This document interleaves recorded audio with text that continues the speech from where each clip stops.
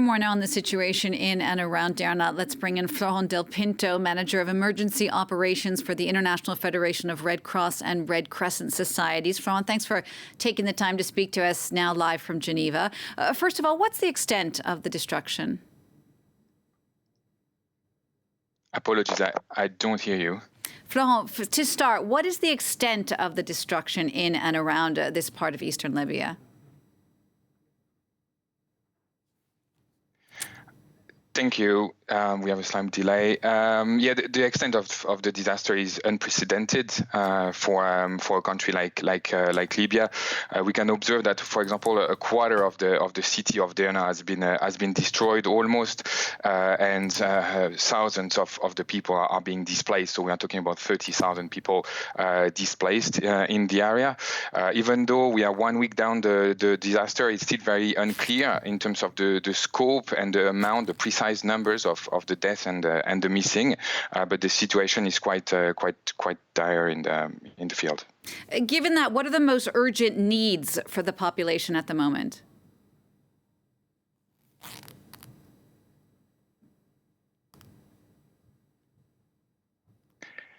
The urgent needs are quite many. For example, we can observe that, of course, emergency shelter is one of the main needs on the field.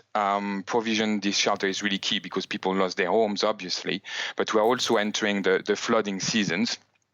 And the temperature will soonly decrease as well.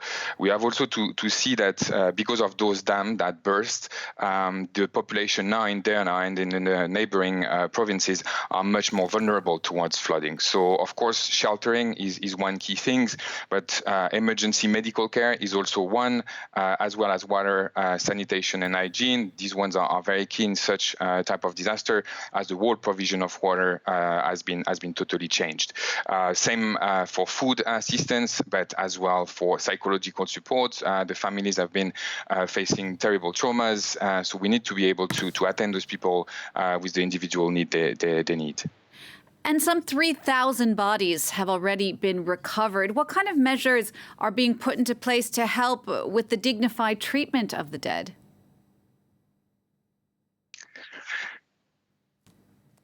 So we have been observing indeed a huge amount of bodies that have been washed on the shore. The Libyan Red Crescent, as you know, is taking care as much as possible of those dead bodies. So we are burying them as much as we can in a proper, I would say, management. So we need still body bags and so on and so forth. The cases that we have seen before of mass grave and so on is not something that we can observe anymore. But indeed, ensuring that we are able to have dignified burial is indeed quite a challenge for the teams on the ground. I can, for example, give you a number. Like last week, our volunteers had to take care of 195 bodies in one day to be able to give them proper burials. You mentioned earlier the health risks for the survivors of the floods. Are there health risks linked to the sheer number of bodies? Could there be contamination, for example, into water supplies? I don't know. In this kind of situation, dead bodies are not a risk if they have not been caused by a specific infectious disease.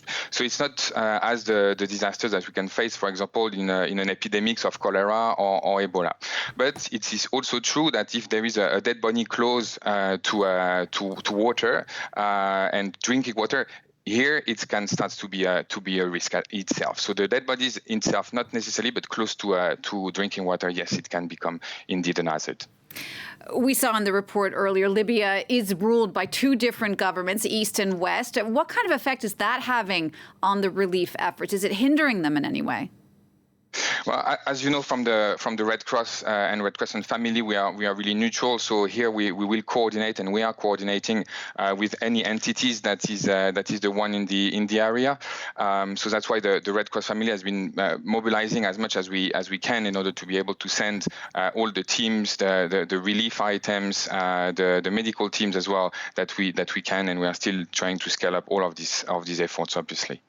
Florent, we're talking here about thousands dead already, possibly many more people in addition to that who are currently displaced, who need help. What can our viewers do if they want to help the victims of the flood? Well, in this kind of case, of course, we really welcome the solidarity or generosity of the people. We could face in the past that sending items and things like this in an uncoordinated way can also create a sort of bottlenecks on the ground. So in that case, we will really encourage people to support the organizations that are present on the ground, like the International Federation of the Red Cross and Red Crescent, or the Libyan Red Crescent, as well as all of their Red Cross and Red Crosses that they are close to. So that would be the main recommendation, I think.